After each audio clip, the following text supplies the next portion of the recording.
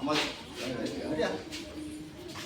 কাৰণ এই আপোনালোকে যিখিনি শিকিছে কৰিছে অনুশীলন কৰিছে সেইখিনিক পৰ্যবেক্ষণ কৰিবৰ কাৰণে তেওঁলোকক মাৰ্কিং কৰিবৰ কাৰণে লক্ষ্ণৌ আমি ভাতখাণ্ডেৰ প্ৰতিষ্ঠানটোৰ পৰা বিদগ্ধ পণ্ডিতসকলক পঠায়। গতিকে আজিৰ দিনটোৰ কাৰণে আমি অপেক্ষা কৰোঁ, তেওঁলোকে কি শিকিলে তেখেতলোকৰ পৰা আমি কিছু অনুমান কৰিব পাৰোঁ, পৰৱৰ্তী পদক্ষেপবিলাক ল'ব পাৰোঁ।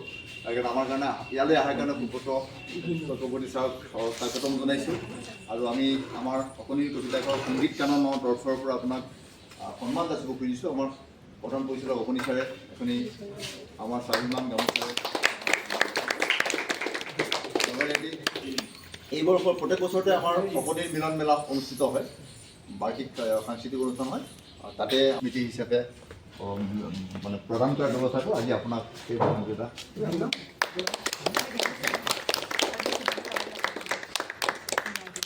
আৰু গোটেই প্ৰক্ৰিয়াটো ভাতখাণ্ডেৰ লগত গোটেই প্ৰক্ৰিয়াটোৰ ক্ষেত্ৰত মানে আগবাঢ়ি যোৱাৰ ক্ষেত্ৰত আগভাগ লোৱা নয়নতৰা সংগীত বিদ্যালয়ৰ ছাত্ৰশিক্ষা তথা নগাঁও এগৰাকী সাংস্কৃতিক কৰ্মীৰ লগতে সাংস্কৃতিক সঞ্চালকালয়ৰ এজন কৰ্মী হয় চৰকাৰী। গতিকে তেখেত অমিত দত্ত ডাঙৰীয়া আমাৰ মাজত তেখেতো আছে, আৰু তেখেতে তেতিয়াৰ পৰা এতিয়ালৈকে এই পৰিক্ৰমাটো আগবঢ়াই নিয়াত আমাৰ মধ্যস্থতা কৰি থকাত আমি নথৈ আনন্দিত। আৰু তেখেতক আমি ইয়াত পাই আমি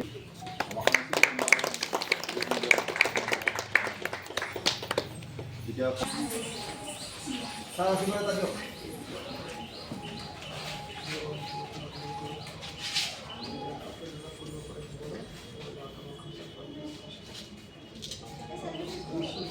আৰু যদি আগবাঢ়ি যাব পাৰে মই প্ৰাৰ্থনা কৰোঁ।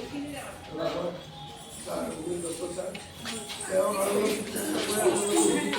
আৰু যদি লাগি থাকে মই ভাবোঁ তেতিয়া এলেকাৰ আৰু উন্নতি হ'ব।